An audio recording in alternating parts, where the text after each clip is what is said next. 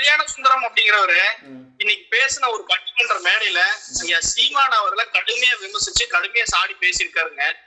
அவர் என்ன பேசியிருக்காரு அந்த ஒரு மேடையில, இந்த நாம் தமிழர் கட்சிக்கு வந்து கொள்கையே கிடையாது, அவங்க எல்லாம் வந்து எதுக்கு வந்து கட்சி வச்சிருக்காங்கன்னு தெரியல, திருநெல்வேலியில வாழ்ந்துட்டு இருக்காங்க, அது சீமான் அவருடைய பேச்சு வந்து கொஞ்சம் கூட இதே கிடையாது, கோட்பாடு கிடையாது, கொள்கையும் கிடையாது. இந்த கூகுள்ல வந்து என்னென்ன வருதுன்னு பார்த்து சர்ச் பண்ணி அது கூகுள்ல வரதையெல்லாம் வந்து படிச்சுட்டு அதை வந்து ஒப்பிச்சுக்கிட்டு இருக்காரு. கிருஷ்ணகிரியில பாத்தீங்கன்னா இந்த நாம் தமிழரை சேர்ந்த ஒரு நபர் வந்து என்ன பண்ணாராமா, கிருஷ்ணகிரியில இருக்கக்கூடிய ஒரு பள்ளிக்கூடத்துல திடீர்னு உள்ள பூந்து அங்க இருக்கக்கூடிய மாணவிகளை வந்து இது பாலியல் தொல்லை கொடுத்திருக்காரு, மாணவிகளுக்கு வந்து பாலியல் தொல்லை கொடுத்தாராமா. அது யாருங்கிறது தெரிஞ்சிருச்சாமா. அப்ப வந்து சிபிஐ விசாரணைக்காக அவங்க வந்து அரெஸ்ட் பண்ண வந்தப்போ இந்த நாம் தமிழர் கட்சியினுடைய இந்த சீமான் அவர்கள் அந்த மாதிரியான ஒரு சம்பவம் நடந்ததுக்கு எந்த ஒரு இதுவுமே இல்லாம எந்த ஒரு ரியாக்ஷனுமே இல்லாம இருந்தாராமா.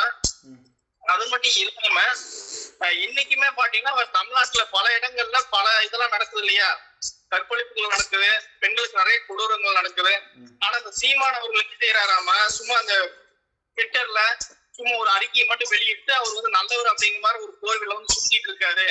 இந்த நாம் தமிழர் கட்சி வந்து நம்பாதீங்க, தமிழர்களை முட்டாளாக்கக்கூடிய ஒரு கட்சி அப்படின்ட்டு இந்த கல்யாண சுந்தரம் பேச அந்த ஒரு மேடல் வந்து பேசியிருக்காருங்க. இத பத்தி நீங்க என்ன நினைக்கிறீங்க? ஜி அது எப்படி ஜி, உங்களை நீங்கள் சீமான் அவரோட பேச்செல்லாம் கேட்டிருப்பீங்களா?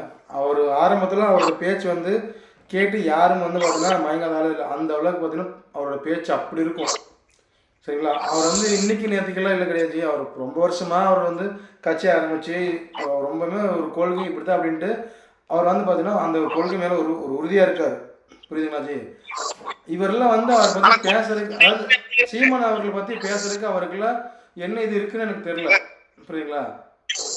இப்போ ஒவ்வொரு கட்சியிலுமே ஒவ்வொரு விஷயங்கள் இருக்குது. சரிங்களா? இப்போ இந்த கட்சியில இந்த தப்பு நடக்கவே நடக்காதுன்னு உறுதியாக சொல்ல முடியாது. அதே மாதிரி ஆளுங்கட்சி ஆகட்டும் அங்கேயும் தப்பு நடக்குமா நடக்காதுன்னு சொல்ல முடியாது. டிவிக்கே ஆகட்டும் எல்லா கட்சியிலுமே எல்லா பக்கமும் எல்லா இடத்துலையும் ஏதோ ஒரு பிரச்சனை வந்துட்டு தான் இருக்கு. ஆனால் இதுக்கெல்லாம் காரணம் வந்து நம்ம தலைவன் தான் இதுக்கு எல்லாமே காரணம் அப்படின்னு சொன்னால் ஏற்றுக்க முடியாது. புரியுதுங்களா?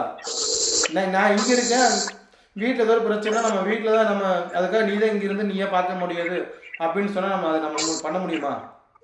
நம்ம இங்கிருந்து நம்ம வேலையை பார்த்துட்டு இருப்போம். புரியுங்களா? வீட்டில் எல்லாம் சேஃபாக இருப்பாங்க அப்படின்றது நம்ம ஒரு இதில் உட்காந்துட்டு இருப்போம். ஆனால் அங்கே என்ன பிரச்சனை அப்படிங்கிறது மற்றவங்க சொன்னால் தான் நமக்கு தெரியும். அதுக்கப்புறம் தான் நமக்கு தகுந்த மாதிரி அது என்ன பண்ணலாம் எது பண்ணலாம் அப்படிங்கிற மாதிரி சொல்லுவோம். ஒரு வீட்டுக்கே நம்ம இந்த அளவுக்கு பார்க்கும்போது ஒரு கட்சி ஆரம்பிச்சவங்க எவ்வளோ விஷயங்களை ஃபேஸ் பண்ணணும், எவ்வளோ பிரச்சனைகளை ஃபேஸ் பண்ணணும், எவ்வளவு அவதூறு பிரச்சனைகளா இல்லை எத்தனை உங்களுக்கே தெரியுமில்ல, எவ்வளோ பிரச்சனை வருது, எவ்வளோ நிறைய விஷயங்கள் நடக்குது. எல்லாத்தையும் வந்து ஒரு ஆள் வந்து பார்க்க முடியாது. யார் அந்த 1000 பேர்ல 1,00,000 பேர்ல யாரோ ஒருத்தர் ஏதோ ஒரு விஷயங்கள் பண்ணுவாங்க தான் செய்வாங்க. ஆனால் அதெல்லாம் நம்ம என்ன பண்ணணும், கடுமையாக ஒரு தண்டனையும் ஒரு கொடுத்தா ஏதோ ஒரு தீர்வு கண்டிப்பாக வரும். புரியுதுங்களா? அவர் வந்து சீமான் அவர்கள் என்ன சொல்லியிருக்காருன்னா, இந்த மாதிரி தப்பு நடக்காது, நான் கட்சிக்கு வந்தேன் இந்த மாதிரி தப்பு நடக்காது, இந்த மாதிரி விஷயங்கள் நடக்காது, அதுக்கு நான் ஒரே காரணம், நான் கட்சிக்கு வந்தேன்னா முதல்ல வந்து ஒருத்தன் வந்து பாலியல் ஒரு பொண்ணு போயிட்டானா அந்த பொண்ணு அதாவது இறுதி சடங்கு முடிக்கிறதுக்குள்ள அந்த பையனை அதே இடத்துல அவனுக்கு தகுந்த தண்டனை கொடுத்துட்டு அதுக்கப்புறம் தான் அந்த பொண்ணுக்கு இறுதி சடங்கு பண்ணுவேன் அப்படின்ட்டு உறுதியாக சொல்கிறாருல்ல. புரியுதுங்களா? இந்த மாதிரி எல்லாருக்கிட்டையுமே நிறைய விஷயங்கள் இருக்கு. ஆனால் சீமான் அவர்கிட்ட இப்போ வரைக்கும் அவர் பேச்சுக்கள் நான் மாற்றி பேசுகிறாரு, நிறைய விஷயங்கள் சொல்லலாம். ஆனால் இருந்தாலுமே அவர்கிட்ட வந்து கொள்கை அப்படிங்கிறது வந்து எப்பவுமே அவர் முன் வச்சுட்டு தான் இருக்காரு. புரியுதுங்களா? அதாவது ஒரு செயல் நான் வந்து இப்படி தான் பண்ணுவேன், நான் இந்த அதாவது பிரச்சனை வந்துருக்குன்னா இந்த பிரச்சனை வந்து இப்படி முடிப்பேன் அப்படின்ட்டு அதுக்கு ஒரு தீர்வு கரெக்டாக சொல்கிறாருல்ல. இவர் எப்படி வந்து அவரை மேலே வந்து இந்த மாதிரி சம்மந்தமே இல்லாமல் ஒரு விஷயத்த சொல்கிறாரு, கோட்பாடு இல்லை கொள்கை இல்லை அப்படிங்கிற மாதிரிலாம் சொல்லவே கூடாதுல்ல. ஒரு கட்சிக்கு ஆரம்பிச்சா குறிப்பா பாத்தீங்கன்னா அந்த கல்யாண சுந்தரம் அவர்கள் சீமான் அவர்கள் மீது வைக்கப்படக்கூடிய ஒரு குற்றச்சாட்டுன்னா, இப்ப தளபதி அவர்கள் கரூர் சம்பவத்தை வந்து மாட்டிக்கிட்டாரு. அப்ப வந்து இந்த நாம் தமிழர் சட்டங்களை அவங்க போட்டு கிளிகளையும் கிழிச்சாங்க, அவங்க வீட்டுக்கு போகல, இந்த இறந்தவங்களை போய் நேர்ல பாக்கல, கட்சி தொண்டனே இறந்தாலும் போய் பார்க்க மாட்டேங்கிறாரு அப்படின்னு சொல்லி விஜய் மீது வந்து குற்றச்சாட்டு வச்சாங்க. ஆனா சீமான் அவரோட கட்சியில விக்னேஷ்ங்கிற ஒரு பையன் வந்து இறந்துட்டாரு, அவங்களோட வீட்டுக்குமே இது வரைக்கும் சீமான் வந்து போய் பார்க்க கிடையாது, இவன் என்ன தலைவன் அப்படின்னு சொல்லிட்டு சீமான் அவர்களை கடுமையா விமர்சிட்டு இருக்காங்க. அதான் ஜி இப்போ அந்த பேசுறீங்களா உண்மையான தப்பு இருக்குல்ல அப்படின்னு சொல்லிட்டு அவர் அந்த மாதிரியான ஒரு கேள்வி வந்து முன்வைக்கிறாரு.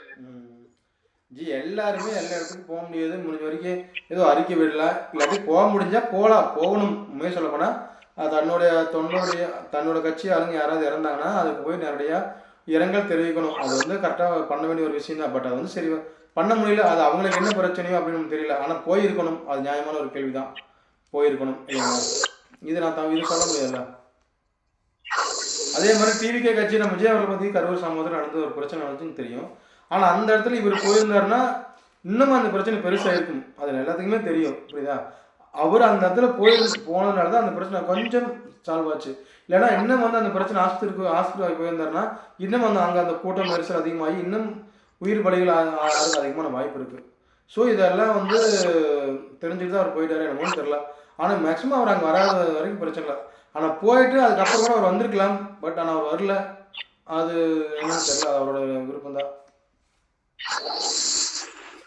இன்னொன்னு இந்த பிடி சுந்தர் அப்படிங்கிற ஒருத்தர் இருக்காருங்க, PS சுந்தர்னு ஒருத்தர். இவரு பாத்தீங்கன்னா ஒரு பிரபலமான ஆள் தான், சரிங்களா? இவரு வந்து எக்ஸலத்துல ஒரு பதிவு வெளியிட்டு இருக்காருங்க. என்ன பதிவுனா, யாராவது வந்து அந்த அதாவது இந்த சங்கீதா அவர்கள் வந்து டிவோர்ஸ் அப்ளை பண்ணும்போது இவங்க ஒரு விஷயத்தை சொல்லியிருந்தாங்க, எனக்கு வந்து எனக்கு சாதகமே தீர்ப்பு வரலைன்னா நான் கடைசியில வந்து விஜய் அவர்கள் வந்து எந்த நடிகையோடு இருந்தாங்களோ அந்த நடிகையோட பேரை சொல்ல நான் தயங்க மாட்டேன், அவர் போட்டாங்க வெளியிடறதுக்கு வந்து தயங்க மாட்டேன் அப்படின்னு சொல்லிட்டு அவரு சங்கீதா வந்து ஒரு ஸ்டேட்மெண்ட்ல சொல்லியிருப்பாங்க, சரிங்களா?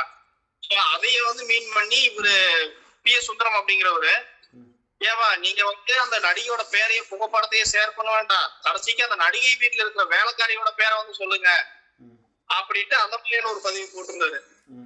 ஆக்சுவலா அது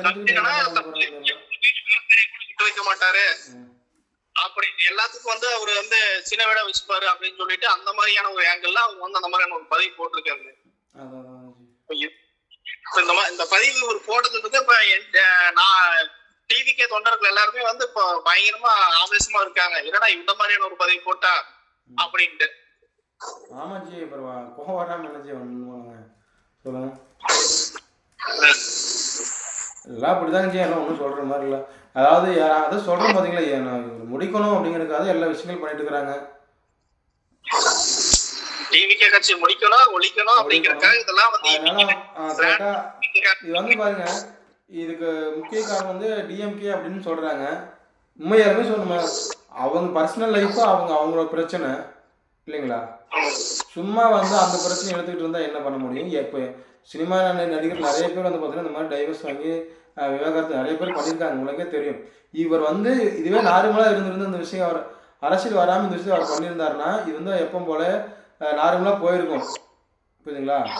இவர் வந்து அரசியலுக்குள்ள வந்ததுனால தான் இவ்வளோ பிரச்சனை வந்து, அதாவது சின்ன ஒரு துரும்பு கிடைச்சா கூட பெருசாக்கி அதை அரசியல் பண்ணணும், அவரை அவதூறுப்படுத்தணும் அப்படிங்கிறதுக்காக எல்லாரும் எதிர்பார்த்துருக்குறாங்க. இப்போ இந்த மாதிரி சம்பவம் நடந்ததுன்னா சொல்லணுமா, சும்மாவே ஆடுவாங்க, சனம் கட்டிவிட்டு ஆடாமல் இருப்பாங்க அப்படிங்கிற மாதிரி ஒரு சுச்சுவேஷன் தாங்க.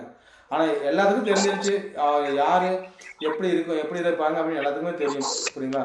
சில பேர் விஜய் நம்ம பார்த்தீங்கன்னா அதெல்லாம் பர்சனல் லைஃப் வேறு அரசியல் லைஃப் வேறு அப்படின்னு நினச்சிட்டாங்க, ஓகே. இல்லை நான் பர்சனல் லைஃப் வந்து அரசியலுக்குள்ளே திணிப்பேன் அப்படிங்கிற மாதிரி சொன்னாங்கன்னா அது அவங்களோட விருப்பம் தான். ஆனால் எதுக்குமே விஜய் அவர்கள் வந்து பார்த்தா டேட் பண்ண மாட்டார், ஏன்னா அவர் பாட்டுக்கு அவர் வேலையை பார்த்துட்டு இருக்காரு,